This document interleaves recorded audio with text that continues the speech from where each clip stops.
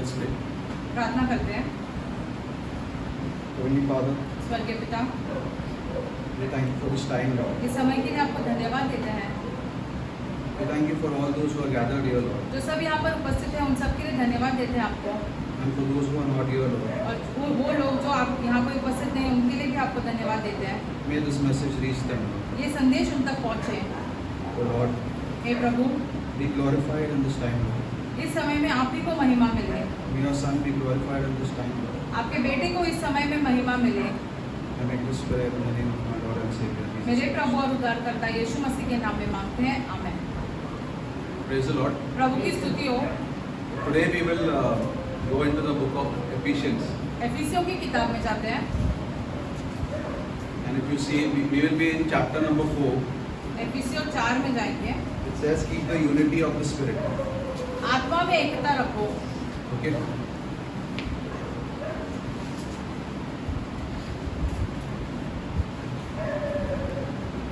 Are you all there?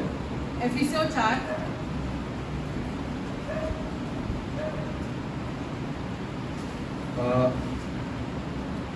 So just let us read verse number 1. एफिसियों 4 का 1 पढ़ते हैं।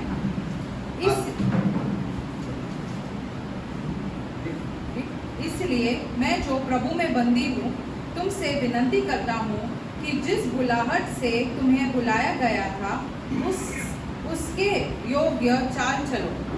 Okay, so this is what we will build up, so on and so forth, going forward.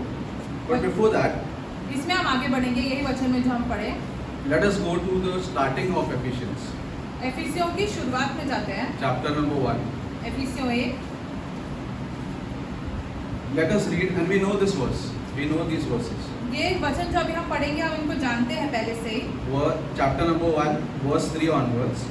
1 का 3 से पढ़ते 3 हैं to 5 we'll read. और 3 से लेके 5 तक पढ़ते हैं। Okay. हमारे प्रभु यीशु मसीह के परमेश्वर और पिता का धन्यवाद हो कि उसने हमें मसीह में स्वर्गीय स्थानों में सब प्रकार की आत्मिक आशीषें दी है, जिससे उसने हमें जगत की उत्पत्ति से पहले चुन लिया है। Okay. So it says that blessed be the God and Father of our Lord Jesus Christ, who has blessed us with all spiritual blessings in heavenly places in Christ, according as He had chosen us. So what is He talking about? यहाँ पे किस विषय के बारे में बात हो रही है? He has chosen us. So कि हमें चुन लिया गया था। what is it that we believe? हम क्या विश्वास करते हैं? It मतलब talks about election, right? चुनाव के बारे में बात करता है यहाँ Okay. पर। So let us read forward. According as He has chosen us in Him before the foundation of the world, that we should be holy and without blame before Him in love. Okay? कि हमने उनके निकट जो है प्रेम और पवित्र और निर्दोषी रहना है। So all those who are here at least believe that they are elected.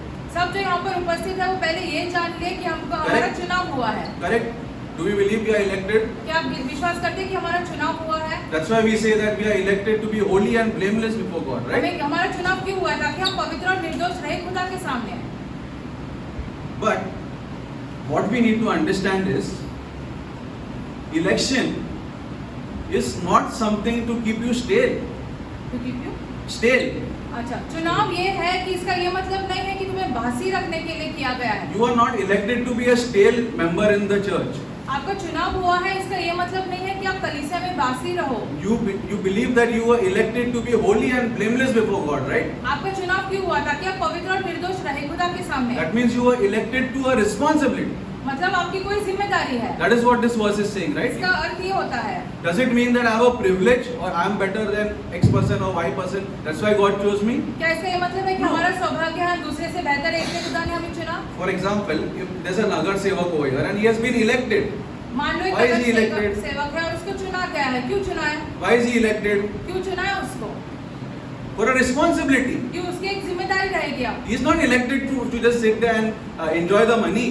वहाँ पर बैठ के पैसे में मौज करने के लिए नहीं चुना है उसे। Similarly, उसी तरह we over here believe we are elected. हम जो यहाँ पर बैठे हैं हम ये विश्वास करते हैं कि हमें चुना है। So what is this responsibility that we have? अभी क्या जिम्मेदारी है फिर हमारे पास? Is this responsibility only for the intercession team? क्या ये सिर्फ मध्यस्थी करने वाली ग्रुप के लिए है or a few people in this church? या कलीसिया में सिर्फ चुने हुए लोगों के लिए है? Is this why we are elected? क्या इसलिए हमें चुना है? That we will see in this book. इस किताब में ही हम इनका उत्तर देखेंगे। Okay? So now we will go again to chapter number 4, verse 1. फिर से एपिसोड 4 का 1 देखते हैं। So you understood, right? We have this foreknowledge, or we have the context that we have been elected. अभी हम ये जानते हैं कि हमारा चुनाव हुआ है। We have been elected to a responsibility. हमारा चुनाव हुआ है क्योंकि हमें अब एक जिम्मेदारी है। When I say I have been set apart to be holy, it means I have a responsibility, right? हमें अलग किया गया है ताकि हम पवित्र और निर्दोष So रहें। have this हमारा in mind. जिम्मेदारी है। अपने Have- दिमाग में ये रखो। Have this in mind, okay? So let us read this chapter number 4, verse 1. 4 का 1 पढ़ते हैं। I therefore, the prisoner of the Lord, beseech you that you walk. Okay, now this is talking about the responsibility that is given to you because you are in the elect. अभी तुम्हारे लिए एक जिम्मेदारी है क्योंकि तुम चुने गए हो, इसके बारे में यहाँ पे बात हो रही है। So what is the thing to see in this verse? अभी इस वचन में क्या देखना है हमें? What is something that should catch our attention in this verse? इस वचन में हमें क्या देखना है? See, it starts with I therefore. इसलिए मैं। Means this is a conjunction to the previous chapters. ये पहले के अध्यायों के साथ जुड़ा हुआ अध्याय है। What is happening in the previous the first 3 chapters? Any idea? पहले 3 अध्याय में क्या हो रहा है? क्या आपको कोई ऐसे जानकारी है इसके बारे में? Okay. The whole of the first 3 chapters theology. पहले के 3 अध्याय जो है वो सबके सब धर्मशास्त्र से जुड़े हुए हैं। Is theology important or no? क्या वो महत्वपूर्ण है या नहीं? Or start from the 4th chapter directly? कि सीधे चौथे अध्याय से शुरुआत 3 full chapters of theology. 3 पूरे के पूरे अध्याय जो है वो Why? धर्मशास्त्र के बारे में है। Why? लेकिन ऐसा क्यों? Because unless you don't know God, you cannot be responsible. जब तक तुम खुदा को नहीं जानते हो, तुम अपनी जिम्मेदारियों के बारे में नहीं जानोगे। For example, suppose you have to install a AC in your. Suppose you send an order to install a AC at home. मान लो तुम अपने घर में एसी बिठा रहे हो। Have you ever come across a technician who doesn't know about AC? क्या आप कभी कोई टेक्नीशियन से मिले हो जो एसी के बारे में जानता ही He नहीं है? has to know the AC, then he can do those things, na installation. उसको एसी के बारे में पहले जानना है, फिर ही वो इंस्टॉल कर पाएगा ना एसी को अपने घर पे। Similarly, to bring about your responsibility because you are elected, you have to know God.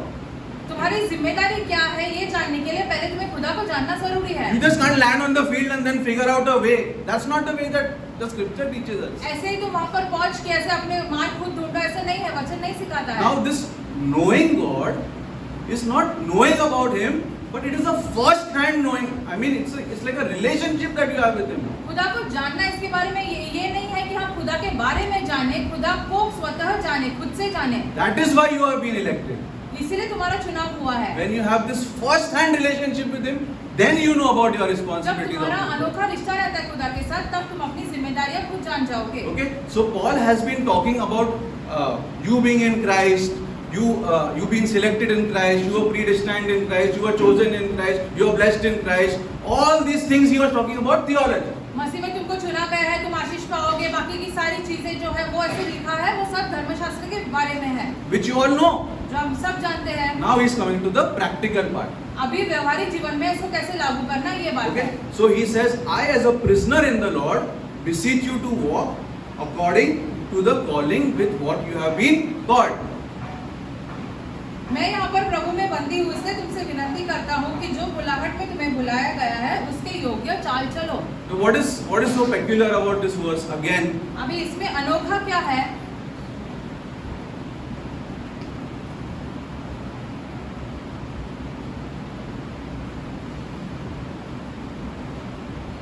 See, does it say, I, the prisoner of the Lord, beseech only the intercession team or those close to the pastor of the church to walk according to the calling with which you are called? Is it so? क्या ये सिर्फ मध्यस्थी करने वाले लोगों के लिए या पासवान से करीब लोगों के लिए है ये वचन, Or is it for everyone? या ये सबके लिए है? Is it for everyone or no? क्या ये सबके लिए है या नहीं ये वचन? That means it is the responsibility for everyone. इसका मतलब ये होता है ये सबकी जिम्मेदारी है। See, today the idea is the weight of the church or the burden of the church can be taken by only 2-3 people, and the rest of you can come here, listen and go back home. But this is not what it is teaching. आजकल ऐसे चल रहा है कि सिर्फ 2-3 जन जिम्मेदारी लेते हैं और बाकी के सारे यहाँ पे सिर्फ आकर बैठ के जाते हैं। वचन ऐसे नहीं बात करता है। Because it says each one of you have a calling.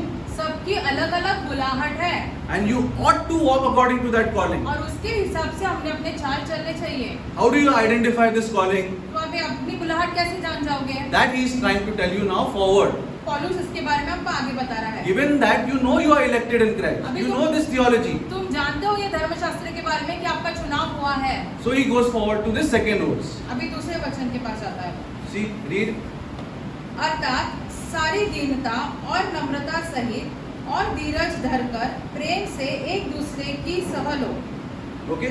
So he's saying, once that you have understood your calling, you ought to do this calling with certain parameters in mind. जब तुम्हें अपनी बुलाहट जानते हो तो अभी वो कुछ चीजें ध्यान में रख के अपनी बुलाहट को पूरा करना है तुमको। Now, when you read this, what comes to your mind? Why should he say with all lowliness, meekness, long suffering, forbearing one another in love? Why to use these terms? अब ये सारे शब्दों का इस्तेमाल क्यों किया गया है? दीनता, नम्रता, धीरज धरकर सह लेना एक दूसरे को। Suppose Steve has a calling.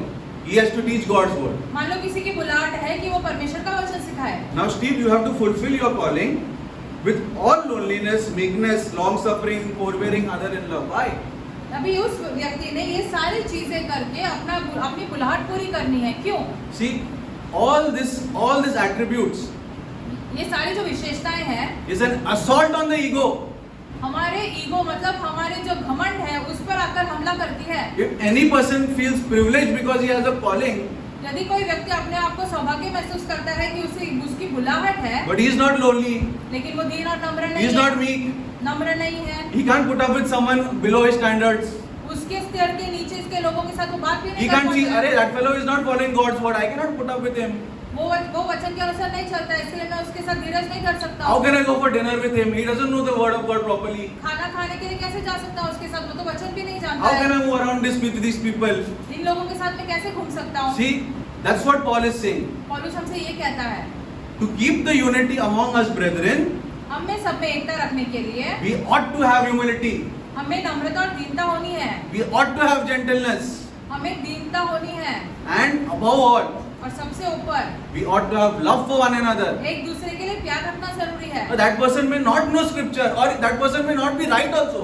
भले वो व्यक्ति वचन भी न जाने और सही भी न हो, But still, Paul is saying we ought to put up with one इसके another. बावजूद हमने एक दूसरे को सह लेना चाहिए। This is the calling about each person. ये हम सबकी बुलाहट है। Okay? Now, let us go ahead to verse number 3. अभी तीसरे वचन में जाते हैं। See, endeavoring to keep the unity of the Spirit in the bond of peace. और मेल के बंधन में आत्मा की एकता रखने का यत्न करो। See, this is another problem in the church. अभी कलीसिया में ये एक और समस्या है।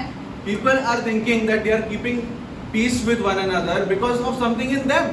अभी लोग सोचते हैं एक दूसरे के साथ जो शांति में है क्योंकि उनमें कुछ है, They are mature वो ऐसे बुद्धिमान हो गए हैं or they are more calm. या वो ज्यादा शांत हो गए हैं। But this is not the peace that Paul is talking about. पौलुस इस शांति के बारे में बात नहीं कर रहा है यहाँ पर। He is talking about the peace that, just go to chapter number 2. दूसरे अध्याय में जाते हैं।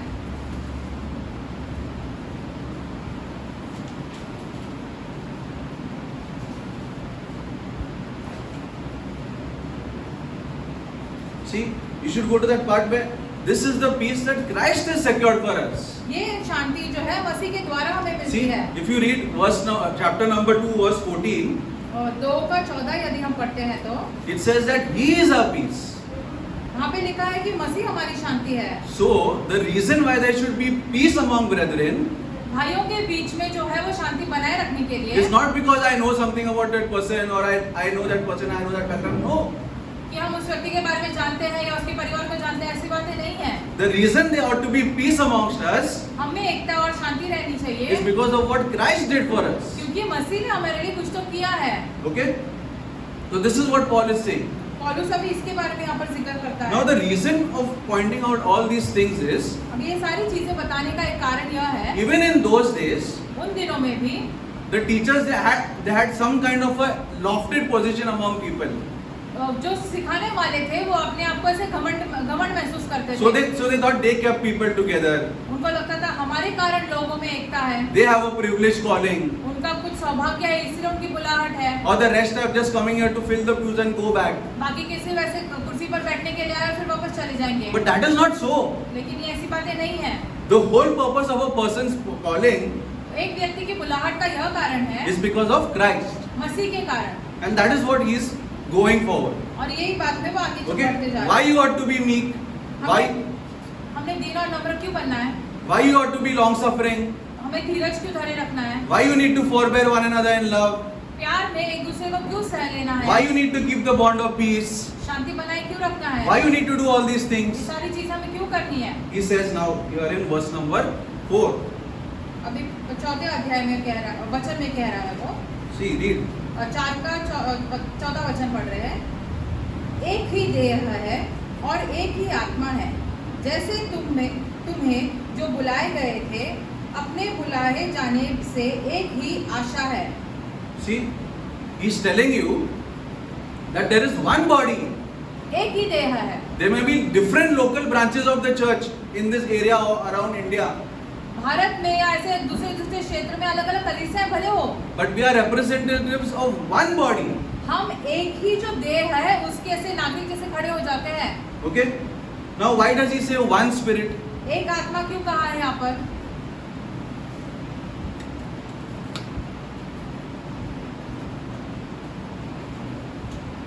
Any idea why he says one spirit? यहाँ पे सिर्फ एक आत्मा के बारे में जिक्र क्यों किया गया है? See, this, it is so important to understand that people in the church don't have private revelations.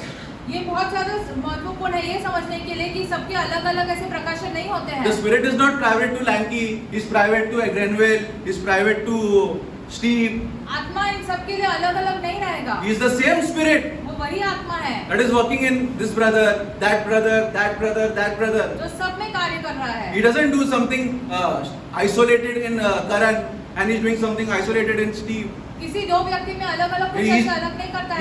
He's giving certain new instructions to somebody from that area. No, ऐसी बातें नहीं है। he is the same spirit वो आत्मा एक ही है who teaches everybody in the same manner. जो सबको एक ही भाषा एक ही तरफ से सिखाता है। Just because I am teaching you God's word doesn't mean that the spirit is different to me or it's different to this spirit to this person. No, हम आपको वचन सिखा रहे हैं इसका मतलब ये नहीं हमारे लिए आत्मा अलग है, आपके लिए आत्मा अलग the है। same spirit that teaches me is the same spirit that will teach you also. जो आत्मा हमें सिखाता है वही आत्मा आपको भी सिखाएगी। And that's why we are all on same ground. इसलिए हम सबके सब एक ही स्तर पर है। There's no exclusive people inside the church यहाँ पर कलीसिया में कुछ अनोखे या अद्भुत ऐसे लोग नहीं होते or some हैं exclusive leaders in the church. या कोई अलग या अनोखे ऐसे See, that's why he's saying there is one body.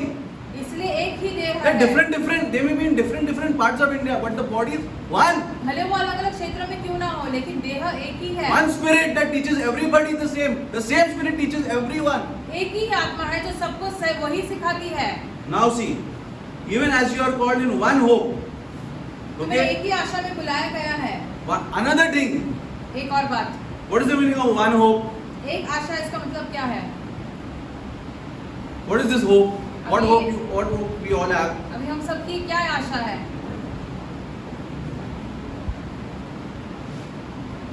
What is the hope that you have? This is Christian hope, right? अब ये मसीह आशा के बारे में है ना? See, we are all going to the same place. हम सब एक ही स्थान में जा रहे हैं। We all have a common future. हम सबका एक ही भविष्य है। Maybe you are having a different job, you are having a different salary, I'm having a different job, I am having a different salary. We all may have different differences. भले हमें अलग अलग भिन्नता क्यों ना हो, But it must be settled here. लेकिन हम सब यहीं में छोड़ के जाने वाले हैं। Why? क्यों? Because we have the same hope. क्योंकि हम सबकी एक ही आशा है। Okay? Another thing, see verse number 5. 5वां वचन देखते हैं। एक ही प्रभु है और एक ही विश्वास है, एक ही बपतिस्मा है। Okay. What is the meaning of one Lord? एक प्रभु, इसका क्या अर्थ होता है? First of all, are you getting that he's giving an illustration of all of us as members as what? One body. हम सबके बारे में क्या कहता है कि हम सबके सब एक Remember ही this. देह है। We पहले are- ये ध्यान में रखो। We are all members of one हम सब Body. एक ही देह के हैं। We are not two heads, two hands, two toes. No. दो सर, दो पैर ऐसे अलग अलग नहीं, हम सब एक ही देह के हैं। But before I come to that, I want to tell you why one Lord. एक प्रभु क्यों? See, I may have a different Lord at my workplace. हमारे काम के जगह पे हमारा अलग प्रभु रह सकता Kenmid has a है। different Lord at his workplace. किसी और भाई का कोई और ऐसे प्रभु Kevin रह has a सकता है। different Lord at his workplace. सबके अलग अलग प्रभु रह सकते But they are all secondary. लेकिन वो दूसरे स्तर पर आते We हैं। all serve one Lord, लेकिन हम सब एक ही प्रभु की सेवा करते and हैं। that is why I need to support him. और इसलिए हमें उसके साथ रहना है। Understood? क्या आप समझ रहे हो? When he is teaching God's word, जब वो को वचन सिखा रहा है, or when he is nourishing the people inside the church, it doesn't mean that I can neglect him इसका ये मतलब नहीं कि हम उसे नजरअंदाज करें or just say, Janvil, तू तेरा देख. या किसी और से ऐसे कहे, Why? That's what I'm telling you. Because we have one body, क्योंकि हम सब एक ही and देह हैं। we have different lords. We come from areas where we have different lords. हमारे भले अलग अलग प्रभु क्यों But ना हो at the end of the सकता day, है, we have one Lord, लेकिन अंत में And that- देखें तो एक ही प्रभु है हमारा। and that's why we need to support one another. इसलिए हम सबके सब एक दूसरे की सहायता करनी है। We have one Lord. एक ही प्रभु है, We have one faith. एक विश्वास है। What is one faith? अभी एक विश्वास क्या है? See, it's very important for the. What I'm talking to you is about the functions in the church. अभी कलीसिया में अलग अलग क्या क्या कार्य है उसके बारे में बात कर रहे हैं। So why he says one faith? एक विश्वास के बारे में क्यों जिक्र है यहाँ पर?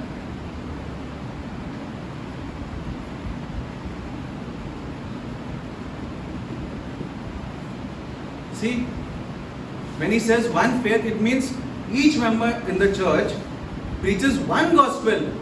इसका मतलब ये है कि कलीसिया में हर एक व्यक्ति जो है एक ही सुसमाचार They don't प्रचार preach. करे। Kimberly is preaching another gospel. Kevin is preaching another gospel. Steve is preaching another gospel. I'm preaching another gospel, and we are staying together. सब अलग अलग सुसमाचार प्रचार करने के बावजूद एक साथ रहते हैं, ऐसी That's बात what. नहीं है। That is not what Paul is saying. पौलुस ऐसे नहीं कह रहा है। The gospel is the same. सुसमाचार जो है वो एक ही है। We preach from the same gospel. हम सब एक ही सुसमाचार में से प्रचार कर रहे हैं। Now tell me something. In all these 4 verses, ये 4 वचन जो अभी हमने पढ़े, इनमें से something crucial is there if you notice. इसमें कुछ तो मुख्य है यदि आप ध्यान से देखें तो। See, I started with this, that for every action that he's telling you to do, right? Meekness, humility, walk, and everything, there is a theology attached to it. जो सारी चीजों के बारे में जिक्र किया गया है, दीनता, नम्रता, धीरज धरे रखना, सबके साथ एक धर्मशास्त्र जुड़ा हुआ So है। what does that mean? अब इसका क्या अर्थ होता है? See, like I told you, if the technician is not aware of the functions of the AC, he cannot do the installation. यदि टेक्नीशियन एसी के बारे में नहीं जानता है तो एसी नहीं बिठा सकता आपके घर में। Similarly, you will keep unity within ourselves till you think it is right. आप एक दूसरे के साथ एकता बनाए रखोगे जब तक आपको लगता है कि सही है। Unless you know God. जब तक आप खुदा को नहीं जानते हैं तब तक। When you know God, जब आप खुदा को जान your जाओगे, unity will not be based on what you think of that person. तब भी आपकी एकता जो है वो लोगों के बारे में सोचकर नहीं रहेगी। Or the peace amongst us या हमारे बीच की शांति, will not be about my experience about what I have about Steve. हमारा अनुभव किसी और व्यक्ति के साथ क्या है इसके बारे में नहीं है ये। It will be based on these things, इन चीजों के बारे में on रहेगा। this set of theology.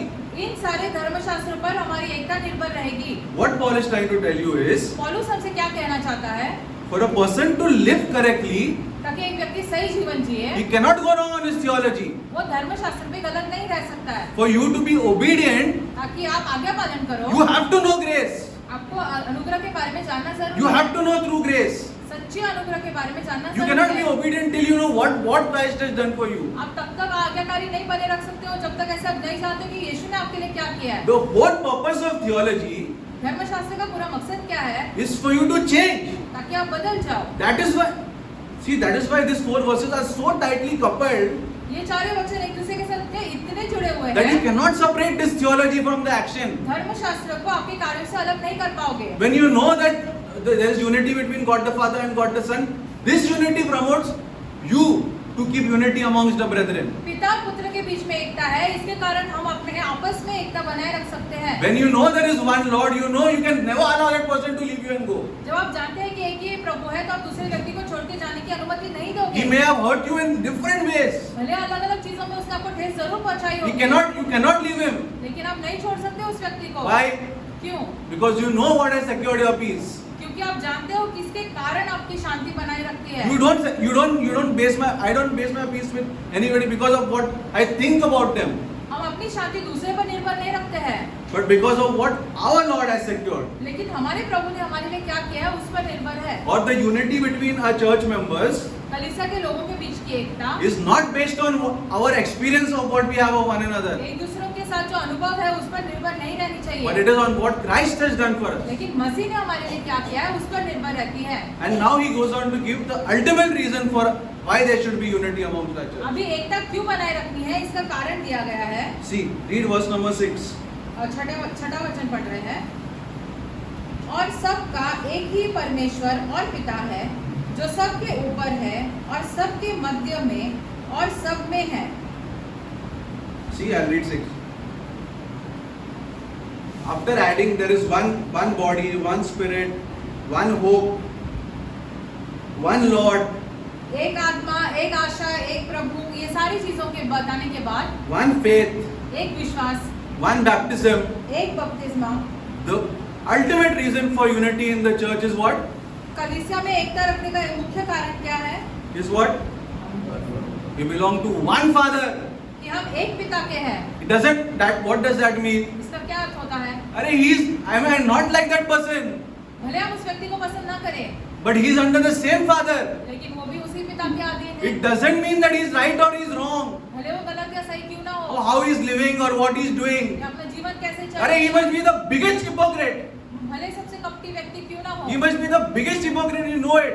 हम सबके सब जानते हैं कि भले वो व्यक्ति बड़ा But कपटी why क्यों you ना keep हो, the unity of peace? एकता और शांति हम क्यों Because बनाए you रखते हैं? both are under one Father. क्योंकि आप दोनों जो है एक ही पिता के अधीन हैं। That's why you need correct theology to base your relationship with people in the church. इसलिए कलीसिया के लोगों के साथ रिश्ता बनाने रखने के लिए हमें धर्मशास्त्र So whether you don't like him or you don't like him, he is family to you. भले आप उस व्यक्ति को पसंद करो या ना, वो आपके तो परिवार का हिस्सा हो गया है। That's why he says one God and Father of all, who is above all. एक प्रभु, एक परमेश्वर, एक पिता जो सबके ऊपर है, Through all सबके मध्य में है and in you all. और सब में है। You may think that God is not working in that person, no? Based on what he's doing around him. अभी हम देख के ऐसे लगता है कि खुदा उस व्यक्ति में कार्य नहीं कर रहा है, But Paul says God is at work in such people as well. लेकिन पौलुस ऐसे कहता है कि खुदा उन व्यक्ति में भी कार्य कर रहा है। Okay? So this is what Paul is building up based on your election. पौलुस हमें हमारे चुनाव के बारे में ये सारी See, बातें बता रहा है। You have been elected for a responsibility हमारी सबकी एक जिम्मेदारी है, to live according to your calling. हमारी बुलाहट के अनुसार हमें अपने Now चाल you चलना ought to है। know your calling. अभी हमें अपनी बुलाहट जाननी है। How you know your calling? हम कैसे जानेंगे? Is your calling to come dressed up to church and go back home? क्या हम कलीसिया सिर्फ ऐसे अच्छे कपड़े पहन के आए और फिर चले जाए वापस? What is your calling? हमारी बुलाहट क्या है? What is your calling? क्या है हमारी बुलाहट? That Paul is going to tell us. पौलुस हमें ये बताएगा। Now, Paul uses an illustration of the body. पौलुस शरीर के बारे में उदाहरण लेता है। Okay? Now let us read. How do you identify your calling? अभी हम अपनी बुलाहट कैसे जानते हैं उसके बारे में पढ़ेंगे। Okay? Now read verse number 7. 7वां वचन पढ़ रहे हैं। पर हम में से हर एक को मसीह के दान के प्रमाण के अनुसार अनुग्रह मिला है। Is it that each one has given different capacities? क्या सबको अलग अलग क्षमता नहीं दी गई है? Is it so? क्या ऐसी बात है? What is given? क्या दिया गया है? What are given? What is given? क्या दिया गया है? Gifts are given. अलग अलग दान दिए गए हैं। Gifts are given to you हमें अलग अलग दान दिए in गए हैं। advance. पहले से ही Gifts are given to you in advance. पहले से ही आपको You दान don't have दिए- to ask God to increase your capacity. खुदा के पास आपकी क्षमता बढ़ाने के लिए मांग You नहीं have- करनी है। I may have the gift to read scripture in a particular way. He may have a gift to sing in a different way. She may have a gift to handle accounts in a different way. He may have a gift to sing in a different way. He may have a gift to do things in different way. सबकी अलग अलग क्षमता के अनुसार है कार्य उनके। That does not mean he starts coveting my gifts. उसका ये मतलब नहीं है कि वो हमारे जो दान दिए गए उस पर नजर डाले। See, he says that unto each one of us gifts are given, हम सबको अलग अलग दान दिए गए हैं and we need to identify what are these gifts. और हमें ये जानना है, पहचानना है कि हमारे क्या क्या दान दिए गए हैं। Firstly, you need to understand that you have a calling. पहले तो ये जानना जरूरी है कि हमारी एक बुलाहट है। Secondly, to identify how you are going to be useful to this calling, you need to understand that you are under one Lord, one faith, one Father, and all of these things. हमें अपनी बुलाहट पूरी करने के लिए पहले ये जानना जरूरी है हम एक पिता, एक परमेश्वर, इन सारी चीजों के अधीन हैं। And to help you with this calling, और ये बुलाहट पूरा करने के लिए Christ has already given you the gifts. मसीह ने पहले से आपको ये दान दिए हैं। Why? क्यों? Because you based your faith. No, you said I am elected. क्योंकि तुमने अपना विश्वास वैसे You said रखा I have been chosen before the foundation of the world to be holy. कि पृथ्वी की नींव रखने से पहले हमें बुलाया गया। Now you have this responsibility to use these gifts. अभी हमारे ऊपर ये जिम्मेदारी है कि हम एक दान का ऐसे ये करें। No, I don't know what are your gifts. अभी हम नहीं जानते आपकी दान क्या है। Now again, फिर से to base this, again to support what Paul is saying, he introduces what he attaches, what he is going to attach to it. अभी ये बताने के लिए पौलुस क्या जोड़ता है? See, everything that Paul is going to say in action, he is going to attach it with something, right? What I told you. Theology. पौलुस जो है हर एक कार्य के बारे में बताते समय ऐसे धर्मशास्त्र को जोड़ So देता that है you believe that you have been given gifts by this God. ताकि आप विश्वास करो कि परमेश्वर He attaches proof to it. दान दिए गए हैं, इसलिए See. वो सबूत जोड़ता है इसके साथ। Read 8 now. 8वां वचन पढ़ते हैं। इसलिए वह कहता है कि वह ऊंचे पर चढ़ाया और बंदियों को बांध ले गया और मनुष्य को दान दिए। See, this is the reason why he ascended. इसलिए यीशु मसीह को ऊपर चढ़ाया गया। This is the reason why he resurrected. इसी वजह से उनका पुनरुत्थान हुआ। Because he has given each one of you gifts हम सबको अलग-अलग दान दिए गए to हैं fulfill your calling. ताकि हम अपनी You बुलाहट have पूरी you have a gift to sing. Use it. करें। आपका ऐसे दान दिया गया है कि आप गीत गाओ, You have a उसका gift. इस्तेमाल करो। Use your gift. What I'm trying to say is, Christ has already given you the grace with these gifts. मसीह ने पहले से आपको दान दिए गए अपने अनुग्रह के द्वारा। Just like a body, एक शरीर के समान the toe has a different gift. जो This अंगूठा hand है, has a उसका different अलग gift. कार्य है। This head has a different gift. This back has a different gift. This stomach has a different gift. सब अंग के अलग-अलग दान दिए गए हैं खुदा ने। They all function together. और सब एक साथ कार्य करते हैं। The hand doesn't tell, "Hey, this hand, you're a hypocrite, you're a hypocrite, you're a hypocrite, you're useless, you're good for nothing." No. एक हाथ दूसरे हाथ से नहीं कहता कि तू कपटी है, तू कुछ काम का नहीं All है। function together. सब एक साथ कार्य करते Now, this हैं। may be the small tendon in your feet.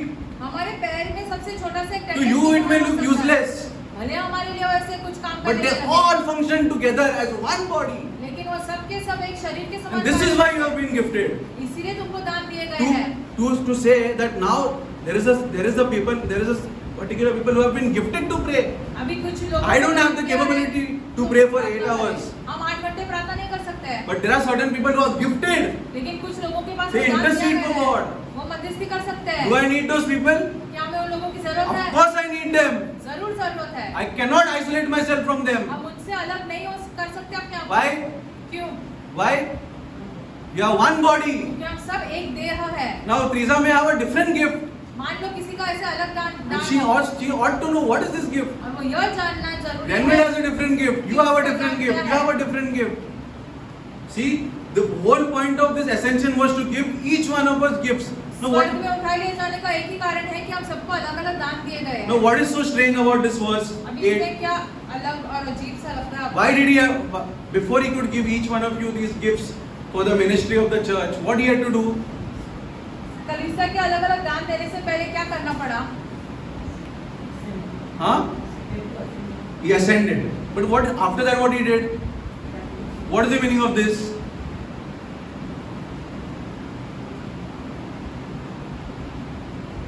To give you a particular gift, to fulfill your role in the body of the church, he had to do something. तुमको दान देने के लिए ताकि तुम कलीसिया में कुछ करो, यीशु को कुछ तो करना पड़ा। What is the meaning of he left his captivity captive? और बंदियों को बांध ले गए, ऐसा क्या मतलब होता He है? had to make, there are great principalities and powers बहुत सारे महान प्रधानताएं हैं यहाँ who पर will use your gift for something else. जो आपके दान का अलग चीज के लिए इस्तेमाल करेंगे। He is held them captive for you. उनको बंदी बना रखा है। Already done this for you. पहले से किया है आपके लिए। Like a victory parade.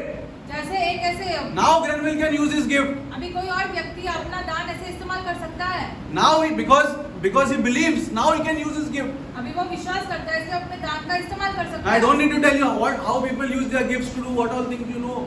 हम जानते हैं कि लोग अपने दान का अलग अलग कैसे इस्तेमाल करते हैं। Before you use your gift, he has to do something. आप अपने दान का इस्तेमाल करने से पहले मसीह को कुछ तो करना पड़ा। See, and that's why if you read Psalm 68, you can read it later, but take it down.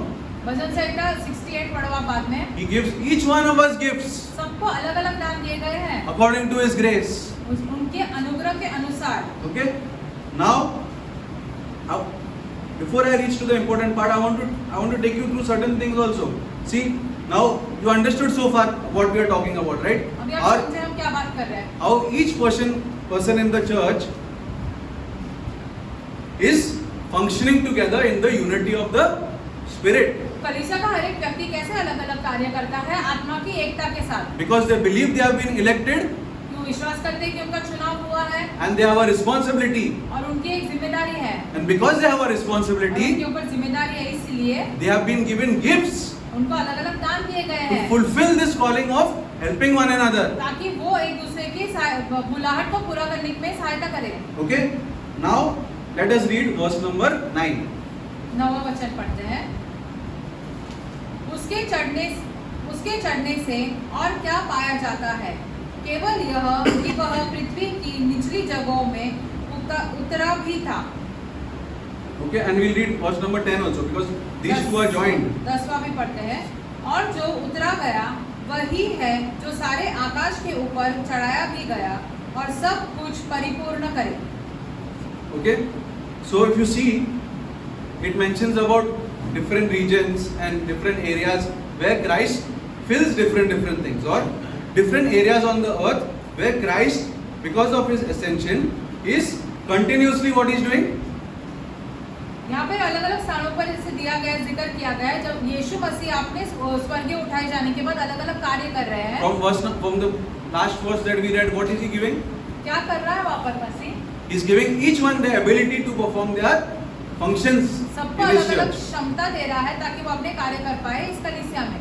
Now the point over here is not the regional aspect of it, अभी यहाँ पे क्षेत्र के अनुसार कार्य के बारे में बात नहीं हो रही है, but it means to say that he is Lord over everything. इसका ये मतलब है कि वो सब चीजों के ऊपर प्रभु है। Okay? You may be in different parts of the world, अब संसार के अलग अलग भाग में क्यों ना हो, but that does not limit his lordship. लेकिन उसके द्वारा उनके प्रभुता पे कोई ऐसे बंदी नहीं बना सकते हैं। See, it says, he that descended is the same also that ascended up far above all the heavens, that he might fill all things. Okay? Now, have you understood so far till here? यहाँ तक अभी आप समझ पाए हो? Now, coming to the most important part of this study. अभी सबकी चीज का सबसे महत्वपूर्ण विषय, Okay, and I want you all to read it also. हम चाहते हैं कि आप सब पढ़ें। See, let us read verse number 11. 11वां वचन पढ़ते हैं। So very important for us to understand as people of the same body, हम सब शरीर के एक ही शरीर के हिस्सा है, ये समझना so बहुत जरूरी है। that nobody feels that because he knows something or this person knows less or this person knows more or this person prays more or this person prays less, so he feels that I am privileged. कोई ज्यादा प्रार्थना करता है, कम प्रार्थना करता है, एक दूसरे को ऐसे हम नहीं जानते हैं। Paul is destroying all such thoughts. पौलुस जो है वो सारे ऐसे विचारों को नष्ट कर देता है। Now he comes to the most. Now he is going to lay down the hammer. अभी वो हथौड़ी मारने वाला है इन सारी बातों पर। Okay. Now you read 11 अभी हम 11वां वचन पढ़ते and read हैं। slowly so that you understand. उसने कुछ को प्रेरित नियुक्त करके और कुछ को भविष्यवक्ता नियुक्त करके और कुछ को सुसमाचार सुनाने वाले नियुक्त करके और कुछ को रखवाले और उपदेश नियुक्त करके कर दिया है। See, I'll read verse number 11. After explaining all these things, he's saying that he gave some apostles, some prophets, some evangelists, some pastors, and some teachers. So what is this? अब इसका क्या मतलब होता है? What is this? इसका क्या मतलब होता है?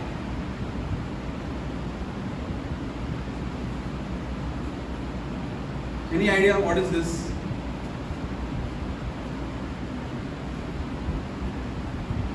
See, I'll read again. And he gave some apostles, some prophets, some evangelists, and some pastors, and some teachers. Okay, for the perfecting of the saints. So what has Christ given to the church? मसीह ने क्या दिया है फिर कलीसिया को? इस वचन के द्वारा हम जानते हैं What has he given to the church? कलीसिया को क्या दिया गया है फिर? Tell me. I want you to somebody to tell me. What has he given to the church? कोई हमसे कहे कि कलीसिया को क्या दिया गया है? Huh? Gift, but what? Why does he have to say some apostles, some prophets, अलग-अलग some जिक्र किया गया है। evangelists, some pastors, some teachers? No. What? Not all can be the same meaning. What? Huh? No. See, that's why I'm trying to say that there is no privilege. I mean, nobody stands on elevated ground. कलीसिया में कोई ऐसे ऊपर के sir पर खड़े नहीं रहता है। See, these are not offices. ये सारे अलग-अलग पद नहीं है। These are not offices. अलग-अलग पद नहीं है। These are people gifted to the church. ये जो लोग हैं वो दान दिए गए हैं कलीसिया को। These are not titles, apostle, ये शीर्षक नहीं है। prophet, ये सारे शीर्षक नहीं है। teacher, evangelist. This is not what Paul is trying to say. पौलुस इनके बारे में जिक्र नहीं कर रहा है यहाँ पर। Christ has given people to the church. मसीह ने कलीसिया को लोग दिए हैं। Now they will function as a teacher. अभी उनका कार्य रहेगा कि वो शिक्षक बनेंगे। They will teach God's word. वो वचन सिखाएंगे। They will teach people to apply God's word. वो रोजमर्रा के जीवन में वचन These are not लागू करने offices. के लिए। ये सारे पद नहीं है। After the first century, this function of a prophet and evangelist disappeared. पहली शताब्दी के बाद जो है भविष्यवक्ता और प्रचार करने वाले का ऐसे कार्य जो है वो खत्म हो गया। So just like that time, and just like today's day, Christ is gifting what to the church? उस समय के अनुसार और आपके अनुसार Gifted people. तो जो लोग जिनमें दान दिए गए हैं कुछ क्षमता है वो लोग देता है कलीसिया को। These gifted people should understand why am I gifted? ये लोगों ने जानना जरूरी है कि हमें ये दान क्यों दिया गया है। This if you don't know, यदि हम यह नहीं जाने, all you will do is come here, wear some good clothes, and listen to the pastor, enjoy a particular sermon, and go back. यहाँ पर आओगे, बैठोगे, वचन सुनोगे, घर चले जाओगे। But this is not the calling of an elected person. लेकिन चुने गए व्यक्ति की ये बुलाहट नहीं है। An elected person knows एक बुला गया व्यक्ति यह that जानता I have है been gifted in particular area. अलग-अलग क्षेत्रों में हमें दान दिए गए हैं। My children have been gifted in particular area. मेरे बच्चों का अलग-अलग क्षेत्र में दान दिए गए हैं। And all these gifts or this gift that I have, we owe to Christ. ये सारे दान जो है हम सबने मसीह के लिए कार्य करने हैं। Because we owe this to Christ, we can never be proud about our standing. अभी मसीह ने हमें दिया है इसलिए हम घमंड नहीं कर सकते इन And we चीजों can में। never say I am apostle, I am prophet, I am this, I am that. ये सारे शीर्षक हम अपने साथ नहीं जोड़ सकते हैं। Because here it's not talking about offices or titles. पद या शिक्षक के बारे में विषय बात नहीं हो रही है यहाँ It's पर। talking about the gifts that Christ gives to the church so that each one functions in a proper way. मसीह ने अलग-अलग दान दिए हैं कलीसिया को और सब अपने दान के अनुसार कार्य करते हैं। Understood? Have you understood so far? Okay. See, because very important to understand. Because what happens? We say, I have been elected. I have been chosen हमारा चुनाव हुआ है before the foundation of the world पृथ्वी की नींव रखने से to be पहले। holy and blameless. और इधर आके कुर्सी गरम करके जा रहे। This is not why I am elected. हमें इसलिए नहीं चुना गया है। Okay? So very important for the church to understand. कलीसिया को ये जानना पहले बहुत जरूरी है। If I am gifted to play the guitar, I must use it for my God. यदि हमें दान दिया गया है कि हम गिटार बजाएं तो वो प्रभु के लिए इस्तेमाल करना है। If I am gifted in teaching, I must use it. शिक्षक के तौर पर हमें दान दिया गया है तो हमें इसका इस्तेमाल जरूर करना है प्रभु के If I am लिए। gifted in taking notes, I must use it. हमें नोट्स लेने के लिए ऐसे दान दिया गया है तो हमें इसका इस्तेमाल करना है। If I'm good at making a website to promote God's kingdom, I must use it. Website बनाने में यदि हमारी क्षमता दी गई है I don't need to increase my capacity. हमें अपनी क्षमता बढ़ाने की जरूरत नहीं है। Grace has been given to me. अनुग्रह के द्वारा दान Already दिया in गया है। place. पहले से ही रखा गया है Gifts are in place. दान दिए गए हमारे Now it's लिए। me. अभी हम पर है Using these gifts. इन दान का इस्तेमाल For करने this के लिए, God. खुदा के लिए। Okay? Now, all these people have been gifted to the church for what? See, in verse number 12. 12वां वचन पढ़ते हैं, जिससे पवित्र लोग सिद्ध हो जाए और सेवा के काम किए जाए और मसीह की देह उन्नति पाए। See, all these people have been gifted, or these gifted people have been added. all for the working of the saints.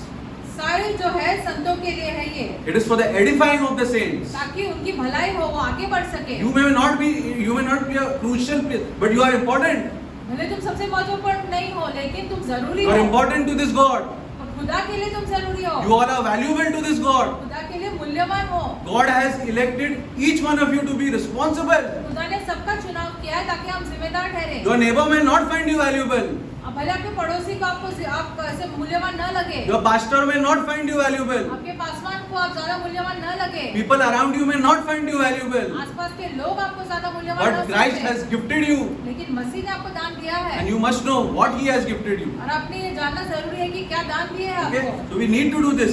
Unless we know these things, we are only going to waste our gifts. जब तक हम यह न जाने, अपने दान का हम इस्तेमाल ही नहीं कर पाएंगे। Okay? Now we'll finish on this. Now see, one more important thing that Paul is saying. एक और महत्वपूर्ण चीज जो पौलुस कह रहा है, See, read verse number 13. 13वां वचन पढ़ते हैं। See, the unity amongst us as believers is so important that we cannot isolate ourselves. विश्वासियों के तौर पर हमें जो एकता है, वो हम एक दूसरे से अलग नहीं रह पाएंगे। As much as I know scriptures, जितना भी हम वचन क्यों न जाने, I cannot isolate myself from the body of believers. विश्वासियों के देह से हम अपने आप को अलग नहीं रख पाएंगे। Now this arm of mine may be very strong, भले हमारा हाथ सबसे ज्यादा सामर्थ्यशाली क्यों ना हो, but without this body, लेकिन शरीर के बिना this arm is useless. ये जो हाथ है वो कोई काम का नहीं है। This feet ये जो पैर है, may be able to shoot a goal from a half line, half line से भले गोल क्यों ना मार but सके, without this part of the body, लेकिन शरीर के बिना this limb is useless. ये पैर कुछ काम का नहीं है। This is what Paul is trying to tell you in verse number 13. पौलुस हमसे ये कहना चाहता है 13वें वचन में, Why is unity so important among us? हमें एकता इतना ज्यादा महत्वपूर्ण क्यों है? He is saying now in verse number 13. 13वें वचन में कह रहा है वो, See, जब तक कि हम सबके सब विश्वास और परमेश्वर के पुत्र की पहचान में एक न हो जाए और एक सिद्ध मनुष्य न बन जाए और मसीह के पूरे डील डोल तक न बढ़ जाए। see, what Paul is saying, first of all, to understand the unity of all amongst us, we need to understand the knowledge of the Son of God. Now the knowledge of the Son of God is not knowledge about Christ. सबके बीच की एकता के बारे में जानने के लिए जरूरी है कि हम परमेश्वर के पुत्र को जाने। इसका मतलब ये उसके बारे में नहीं जानने की बात है, But it is the first hand relationship that I have with this person. जो रिश्ता रहेगा हमारा यीशु मसीह के साथ, उसके बारे में बात हो रही है। This is the reason why there is unity in the church. इसके कारण कलीसिया में एकता है। Now, if there is no unity in the church, यदि कलीसिया में एकता नहीं है, if we don't understand we are not functioning as one body and we are important to one another, यदि हम एक देह के साथ एक देह के अनुसार काम नहीं कर रहे हैं, there is a danger. तो खतरा है। That is what Paul is saying in verse number 14. 14वें वचन में पौलुस हमसे ये कह रहा है, See, read. ताकि हम आगे को बालक न रहे, जो मनुष्य को ठग विधा और चतुराई से उन पर भ्रम न डाले कि युक्ति करे और उपदेश के हर एक संकोच को उछाले और इधर-उधर घुमाए जाते हैं। See, what Paul is saying is, if for example you think that the body of Christ is not important and you begin to isolate yourself, then he likens that person to a immature Christian. यदि कोई ऐसे अपने आप को सोचता है कि वो कलीसिया से या देह से अलग हो सकता है, तो मसीह में आगे बढ़ा हुआ नहीं है। Who will be swindled by different types of teaching. वो अलग-अलग शिक्षाएं सुनकर वो बहक जाएगा। That is why Paul is saying unity and maturity. These two are very important. एकता रहना और सयाना बनना, वो दोनों चीज बहुत ज्यादा महत्वपूर्ण है। You cannot be mature unless you are united. आप तब तक सयाने नहीं बन सकते हो जब तक आप में एकता न हो। You think that you can isolate yourself in one corner of the world and then come and do something. It's impossible. आप संसार में कहीं अलग जगह पे रह सकते हो और फिर यहाँ पर आके कुछ कार्य कर सकते हो, ऐसा नहीं होगा। If you wish to become mature in life, यदि आप सयाने बनना चाहते हो जीवन in में, any part of your life, जीवन में किसी भी क्षेत्र में, you have to stay united. एक साथ रहना या एकता बनाए रखना बहुत जरूरी है। Remember this. पहले ये जान लो, If you wish to grow यदि आपको आगे बढ़ना है anywhere in life, जीवन में कहीं you पर, cannot do it isolated. अकेले रह के एकांत में नहीं कर सकते हैं। You have to stay united. एक साथ रहना जरूरी है। Just like a body एक शरीर की तरह grows जैसे वो शरीर बढ़ता only है, when every part of the body is functioning. जब शरीर के सारे अंग आगे आगे अपने कार्य कर रहे हैं तब That's बढ़ता है। why if you have to work to your full potential, पूरी क्षमता के अनुसार यदि हमें काम करना है, you can do it only in unity, सिर्फ एकता में कर सकते हो आप, not in isolation. अलग रहकर नहीं। Okay? That's why Paul is saying that if you are going to be isolated, यदि हम अपने आप को अलग करेंगे तो you will get yourself into different types of doctrines. अलग अलग शिक्षाओं में हम बह जाएंगे, And that is a sign of our immature belief. और ये व्यक्ति होता है वो बालक के समान होता है। Okay? Now, we close on this last verse. Okay? Verse number 15. 15वां वचन पढ़ते हैं। वरन प्रेम में सच्चाई से चलते हुए सब बातों में उसमें जो सिर है अर्थात मसीह में बढ़ते जाए। See, Paul is saying that now that you have understood all these things about the unity of the Spirit, about how one member is important to the other member, about you functioning as what God has gifted you as, you need to understand that all these things ought to be told in love. अभी आप ये जान गए हो कि सब कैसे एक साथ कार्य करने हैं, मसीह की देह में एकता कितनी ज्यादा महत्वपूर्ण है, इसके लिए हमने प्यार में अपना कार्य करना जरूरी है। Now, important to notice about this speaking the truth in love. सच्चाई को प्यार से बात करें, ये इसका मतलब This speaking the truth in love is a verb. ये क्रिया है। You understood what is a verb, na? It's an action. क्रिया का मतलब क्या है? कार्य रहेगा इसके It's साथ। not something that I'm saying. हम बात कर रहे हैं इसके बारे में नहीं है। It's something that I need to demonstrate or tell people in love by the way I speak. Not just by the way I speak, but by the way I live. हम सिर्फ अपने बोलने के द्वारा नहीं, अपने जीवन के द्वारा भी ये बता सकते हैं लोगों को। Speaking the truth in love means doing things genuinely out of love for people. सच्चाई में प्रेम में सच्चाई से बोलना, इसका मतलब है प्यार के द्वारा लोगों के लिए कुछ करना। When I know the body of Christ is going to suffer because of my negligence in my calling, यदि हम जानते हैं कि हमारा अपनी बुलाहट नहीं जानते और कलीसिया ये करेगी, पीड़ा में I want to आएगी, remember these verses. हमने ये वचन ध्यान में रखना है I have a calling. कि मेरी एक बुलाहट है, I cannot be negligent. हम ऐसे नजरअंदाज नहीं कर See, सकते हैं। God has chosen me for certain work in the church. खुदा ने हमें कलीसिया में चुना है कुछ कार्य करने I के cannot लिए। isolate myself. हम अपने आप को अलग नहीं रख I पाएंगे, must stay united. हमें एक साथ रहना जरूरी है, Come what may.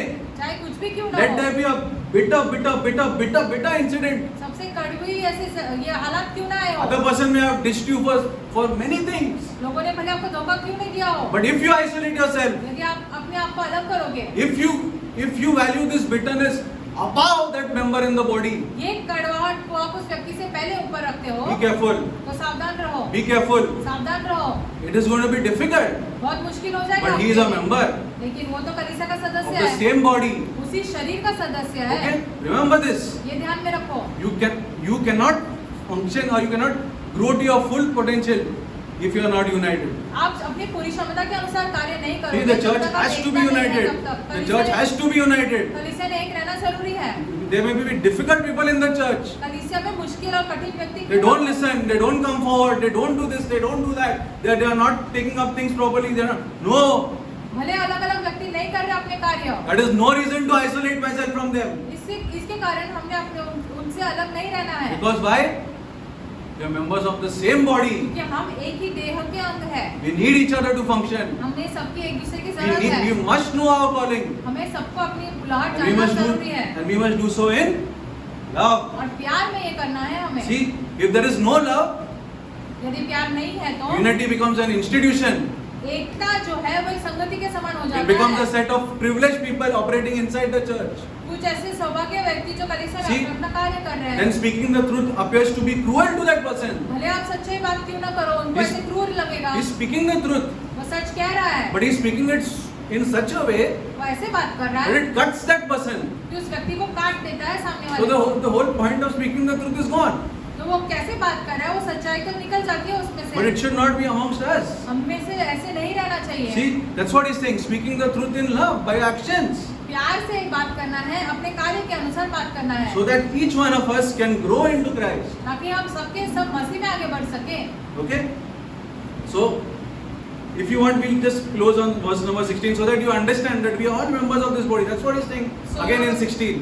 16 वचन पढ़ते हैं कि हम सब एक ही देह के हैं, जिससे सारी देह हर एक जोड़ की सहायता से एक साथ मिलकर और एक गठकर और उस पर प्रभाव के अनुसार जो हर एक अंग से ठीक ठीक कार्य करने के द्वारा उसमें होता है, अपने आप को बढ़ाते और वह प्रेम में उन्नति करते जाए. See, I also read.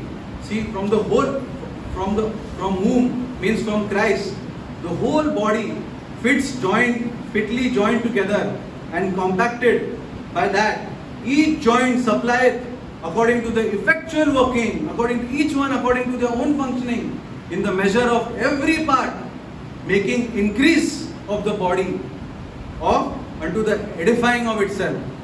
And what he adds in the end? In love. प्यार में करना है हमने ये सारी चीजें. The whole purpose of unity amongst us is love. हम में सब में एकता का एक ही मकसद है कि प्यार में करें. The whole message of unity amongst us is based on love. ये इस सब की एकता का संदेश है कि हम प्यार में करें. Okay? So we'll stop here. Heavenly Father, स्वर्गीय पिता, I thank you for this time, Lord. इस समय के लिए आपको धन्यवाद देते हैं. I thank you for this letter, O Lord, इस पत्री के लिए आपको धन्यवाद देते हैं that you taught us, O Lord. जो आपने हमें सिखाया. O Lord, ये प्रभु, we are all members of your body, Lord. हम आपके देह के अंग हैं. We have no special offices, Lord. हमारे अलग अलग पद नहीं हैं. We are no special people, Lord. हम अनोखे अलग व्यक्ति नहीं हैं. We owe to you, Lord. हम सब के सब आप ही पे निर्भर रहते हैं. We owe to your work in us, Lord. आपने जो कार्य हम पर किए हैं उनके लिए धन्यवाद. We owe to your spirit, Lord. आपकी आत्मा के लिए धन्यवाद. We owe, Lord, because you gifted us, Lord. जो कुछ भी आपने दिया है हमारे लिए है. All that we have, O Lord, जो कुछ भी हमारे पास है is from you, Lord. आप ही से मिला है हमको. May we use it for your glory, Lord. ये सारी चीजों का आपके लिए, आपकी महिमा के लिए इस्तेमाल करें. And Lord, hey Prabhu, give us this understanding, Lord, हमें ये समझ दो, as you wrote through Paul, Lord, जैसे आपने पौलुस के द्वारा लिखा that we are members of one body, कि Lord. हम सब एक ही देह के अंग है. Lord, we must be joined to you, Lord, प्रभु, हमें आपके साथ जुड़े रहना जरूरी है to function properly, Lord. ताकि हम कार्य कर पाए. I thank you once again for this time, Lord. समय के लिए आपको धन्यवाद देते हैं. I make this prayer, ये प्रार्थना loving Lord, मेरे प्रभु के अनुसार, in Jesus' name. यीशु मसीह के अनुसार करते हैं. आमीन.